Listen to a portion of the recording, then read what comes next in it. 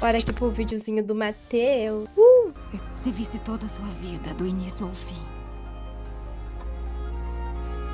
mudaria alguma coisa?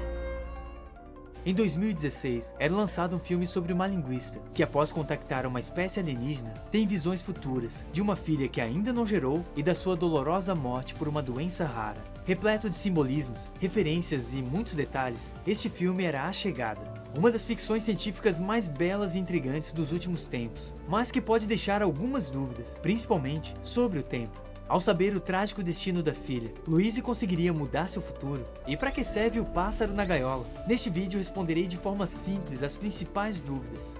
Olá, sou Ranieri e hoje você vai conhecer todos os detalhes que perdeu em A Chegada, mas final explicado. Então já deixa o like, confira a inscrição e vamos para o vídeo.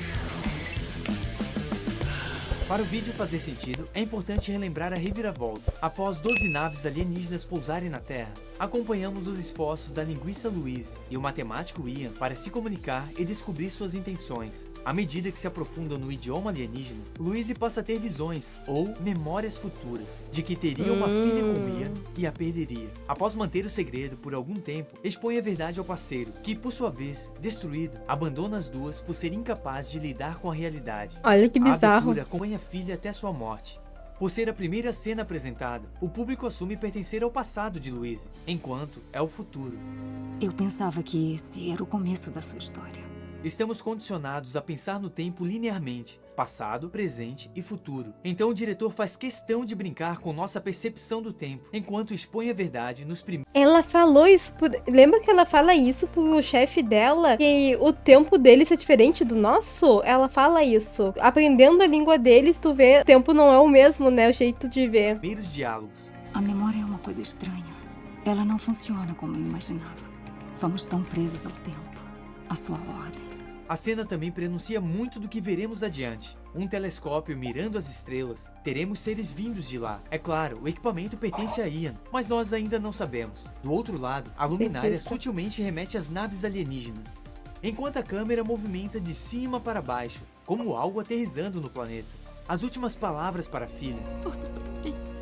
Amor, volta pra mim. também foram suas primeiras, Volta pra mim. Volta pra mim. começando e terminando igual, como o nome da garota. Porque meu nome é Hannah. Caralho. O seu nome é muito especial. Porque ele é um palíndromo. Porque de trás pra frente é a mesma coisa. Finaliza com Louise percorrendo um corredor circular, como a linguagem dos heptapods, sem começo e fim, pois voltamos agora ao início da história. Então acompanhamos a chegada das naves. Essas são imagens de Hokkaido. Mesmo local acompanhamos a chegada das naves. Essas são imagens de Hokkaido.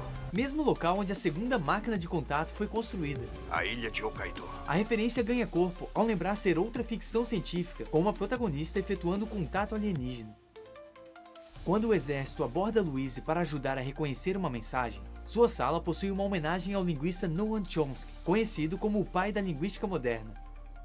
Naquela noite, é levada ao acampamento militar. Segundo o diretor, a concha foi baseada num asteroide que orbita nosso sistema solar. I based the spaceship shape on the asteroid. It's like a huge small planet that called Omea that is going around in orbit in the solar system. Denise achou o asteroide tão sinistro e intrigante que, além de sua forma, também deu à nave um aspecto rochoso.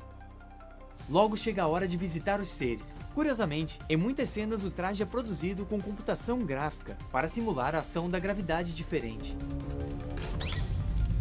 Caso se pergunte, a função do pássaro na gaiola não está relacionada à comunicação. Na realidade, serve para avaliar a atmosfera dentro da nave, semelhante ao que os mineiros faziam para testar túneis de mina. Se gases perigosos estivessem presentes, matariam o canário antes dos mineiros, alertando para deixar os túneis imediatamente. Caralho. Na segunda tentativa, leva um quadro, um paralelo muito legal com a alfabetização, São palavras de alfabetização. tentando ensinar os heptapods da mesma forma que aprendemos. It's like there's not a lot of ways to learn language. At the end of the day, it's like teaching to kids.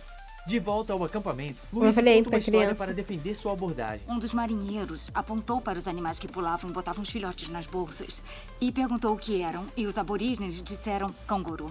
E o que é que tem? Foi só mais tarde que descobriram que canguru significa eu não entendi. Esse, na realidade, é um mito real já desbancado sobre a origem da palavra. Não é verdade, mas ajudou a ilustrar. E talvez por isso seja tão convincente. O objetivo americano é descobrir o motivo da visita. Então Louise escreve a pergunta: Qual é o seu propósito na Terra? Dos rascunhos de Ian consta a fórmula da entropia de Shannon, usada para definir o grau médio de incerteza a respeito de fontes de informação. Bem conveniente. E um easter egg muito legal, pois na física, a entropia explica o porquê não lembramos do futuro. There is this theory that has to do with the relationship between memory and entropy. Algo que não se aplica aos alienígenas, e logo para a memória de Louise, que lembrará do futuro. Se tiver curiosidade sobre entropia e tempo, recomendo assistir o vídeo sobre Tenet e Interestelar. Na terceira tentativa, retira o traje e se apresenta. O que vamos chamar eles? Eu pensei em Abbott e Costello. Essa é uma dupla de comediantes famosos por um número sobre dificuldade de comunicação. Mesma dificuldade retratada no filme. Coincidentemente, ou não, são nomes de aliens da série Sherlock. We call them Abbott and Costello. A partir desse ponto, Louise começa a ter visões como uma criança. Como nós espectadores estamos presos ao conceito de tempo linear, continuamos acreditando serem memórias passadas, enquanto na verdade são memórias futuras. Isso é jogado na nossa cara desde o primeiro segundo de filme. A memória é uma coisa estranha. Ela não funciona como eu imaginava. Somos tão presos ao tempo, à sua ordem. Esse termo, memórias futuras, ficará claro em breve. A escrita dos seres é cinematográfica, ou seja, não representa sons como a nossa, e sim transmite significado. E mais importante, são circulares, não possuem direção, sem começo, meio e fim. Como a nave. O que o Dutch falou. Corpos, a linguagem escrita não tem uma direção para frente ou para trás. Foi criada uma linguagem totalmente funcional para o filme, com centenas de logogramas. I didn't want something that can relate to any human language. Embora familiar por parecer mancha de café, It's almost like coffee stain. logo tem a visão mais cruel, a morte da própria filha. Eu tava aqui lendo sobre uma ideia de que se você mergulha em uma língua estrangeira, você consegue reprogramar o cérebro. A ideia central se baseia na hipótese de Sapir-Whorf, de que o idioma influencia diretamente nosso modo de pensar. Ok, então se aprofundando nessa língua alienígena, Louise começa a pensar igual eles, se tornando capaz de acessar memórias futuras. Em termos práticos, imagine que a história da sua vida é este DVD, e o idioma é o controle remoto que possibilita assistir qualquer ponto do DVD, inclusive pular direto para o final. A pergunta que resta é, poderia ela não engravidar e evitar o sofrimento? Ou como no exemplo do DVD, sua vida inteira já está escrita? Logo falaremos sobre livre-arbítrio e teremos a resposta definitiva. Ai, Quando fala finalmente logo. conseguem perguntar qual o propósito dos heptapods, a resposta é: Oferta de arma. deixando os militares extremamente preocupados. Imediatamente, países cortam a comunicação. Irônico, enquanto tentam se comunicar com os heptapods, são incapazes de comunicar-se entre si. And the more we have communication, Isso é um fato. less in communication it seems we are. And that's one of the topics of the movie. O próximo... Cara, isso é bizarro. Isso realmente. Eles tentam conversar com os extraterrestres, mas o ser humano não consegue falar com o próprio ser humano. Eles cortam a ligação um com o outro. Que bizarro. passo após a comunicação é a violência. Então, desde que a China interpreta a mensagem como ameaça, declara um ataque. Nada diferente da comunicação entre humanos. Tentando esclarecer e impedir a confusão, Ian e Louise realizam uma sessão extra. Possuindo informações do futuro, o heptapod tenta avisá-lo sobre uma bomba, colocada por militares incentivados por vídeos e teoria da conspiração. Após acordar, analisam os códigos, enquanto afastam a nave a uma altura mais segura.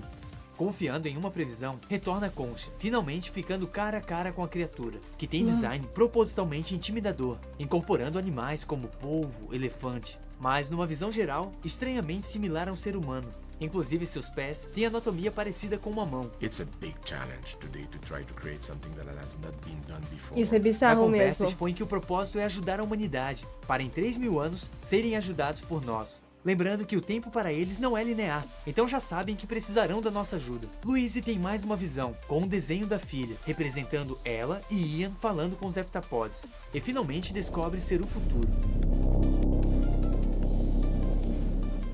A língua ser uma arma se conecta ao livro de Louise. Linguagem é a primeira arma empunhada no conflito. Ao sair, é recepcionada por Ian, protagonizando o erro do cobertor preso no microfone. Noutra memória, descobrimos o nome da garota. Por que meu nome é Hannah? Porque ele é um palíndromo. Curiosamente, o sobrenome do ator Jeremy Renner também é um palíndromo.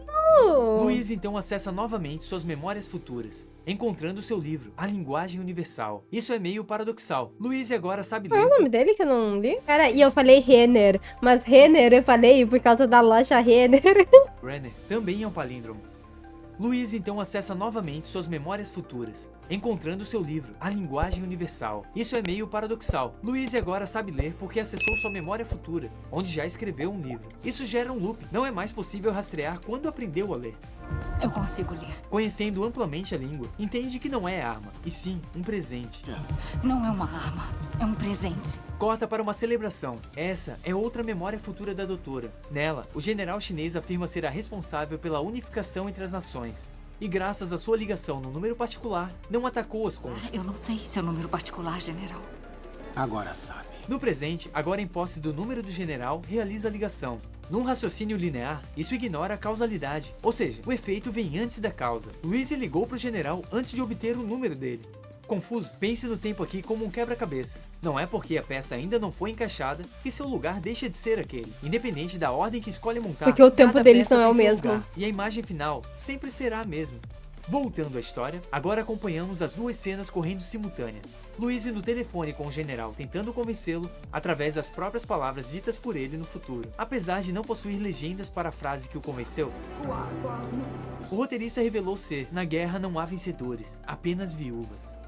Após a ligação, as emissoras noticiam o recuo da China e o compartilhamento das informações recebidas das naves entre as nações. A missão dos heptapods, além de trazer o idioma, é promover a comunicação. Os 12 locais onde as naves estacionaram e deixaram informações podem ser zonas de conflitos futuros, por isso partem apenas após se comunicarem.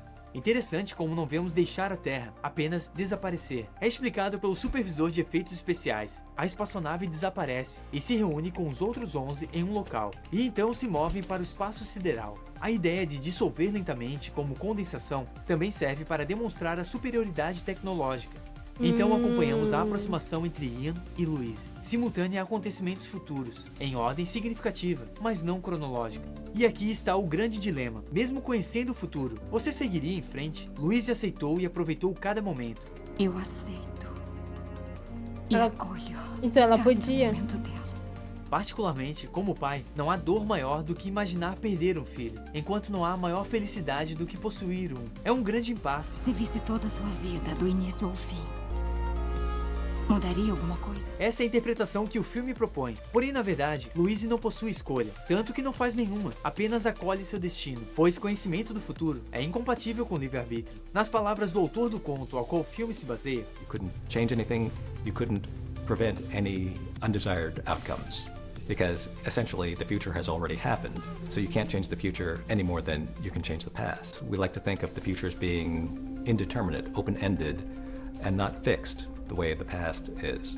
But physics suggests that the future is just as fixed as the past. A menos que existam linhas do tempo paralelas, mas não entraremos nesse mérito. Ter certeza do que acontecerá e não poder mudar faz um paralelo com as nossas vidas. Kind of similar to the situation that we are all in, because we all know certain things about our future. We all know that we are going to die. Trazendo uma bela mensagem, abrace cada momento com quem realmente importa. Embora o conto não deixe espaço para livre-arbítrio, o roteirista preferiu deixar em aberto. I'm a little more, I guess, rebellious in my belief that I need free will. Even if it's an illusion, I need to believe in that. And the idea of Louise having a choice. A visão poética do roteirista indica que o futuro pode influenciar o passado, tanto quanto o passado influenciar o futuro. Nessa linha de pensamento, Louise sempre aproveitou cada momento com a filha por saber de sua morte. Voltando ao filme, Louise consegue lidar psicologicamente com a certeza da tragédia iminente, enquanto Ian não. Isso reflete o heptapod chamando a atenção de Louise. Um paralelo às várias formas de comunicação, como uma simples batida. Também a distância entre eles, separados por um vidro, com a comunicação precária que separaria o casal. O filme não é sobre linguagem, e sim sobre os limites da linguagem. For me, the movie is not necessarily about language, but about the limit of language. Veja que perdendo a barreira de vidro, Louise finalmente entendeu a mensagem dos heptapods, e agora com a barreira entre ela e o marido, eles se distanciam. E fim do filme, mas ainda restam alguns pontos curiosos. Sabe por que invertem a gravidade da nave? Essa foi apenas uma solução conveniente para um problema de design. Como o diretor queria a nave nesse formato, precisaram criar uma forma de chegar até a sala, então foi uma decisão meio que orgânica. E por que fizeram uma viagem tão longa para não pousar? Faltaram apenas poucos metros. Villeneuve esclareceu que além de intrigante, é como um aperto de mãos. Eles estenderam o braço, agora precisamos dar o próximo passo. E na cena em que liga para o general, aceitando que lembra do número pego no futuro, porque Louise do futuro não lembra de uma ligação tão importante do passado. Pode ser um erro necessário para a narrativa, ou explicado de duas formas. Confusão, sua mente ainda não consegue passear livremente entre as memórias, e possui algumas lacunas. Ou o futuro pode influenciar o passado, tanto quanto o passado influenciar o futuro. Tudo acontece em bloco, um livre-arbítrio esquisito. Você faz todas as suas escolhas simultaneamente, e o presente é como você percorrendo elas.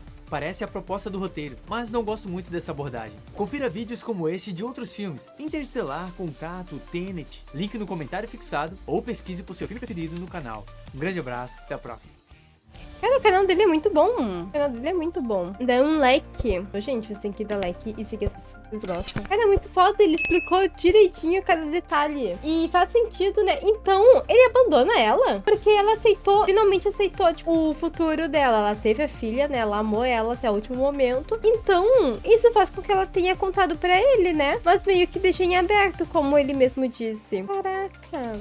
Ah, mas ele foi frouxo. Ah, Matheus, mas ela já vai morrer, Matheus. Tipo, tu prefere morrer sabendo que tu deu tudo pra tua filha, né? Ela, né? Tu prefere ver ela morrer sabendo que ela teve todo o amor de pai e mãe? Ou tu prefere que ela morra assim, tipo, meu pai cagou pra mim? É bizarro, tipo, ele pensou nele, mas não pensou nela. Ela não teve pai. Pelo menos não teve pai até onde ele descobriu, né? Não, e outra, né, gente? Ele não só abandonou a filha, ele abandonou uma mulher sozinha, com tudo nas costas. Ah, ele não aguentou. Pô, mas ela tá lá sozinha, na raça, sabe, com a filha. E ele que não aguentou. Se ele tivesse lá, ele teria o apoio dela. Ele tirou esse apoio dela. É foda, porque quando a filha morrer, ela vai ficar sozinha. Triste, né? Ah, sai daí, coronel.